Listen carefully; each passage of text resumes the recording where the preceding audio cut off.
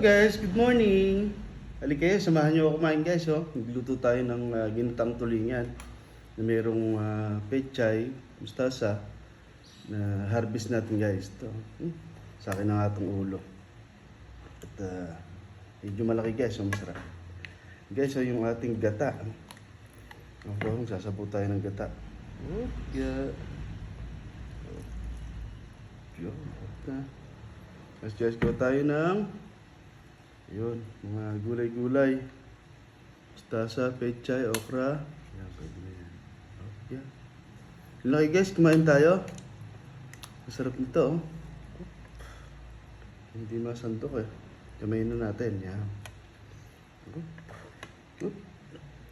Okay guys, medyo pinrito muna natin ng konti para malutong siya nang hindi malambot yung laman. Ang sarap na naman guys, kumain. Napaparami na naman tayo nito. Hindi na kayo. Sarap. Guys, tayo na. Bye-bye. Thank you. God bless.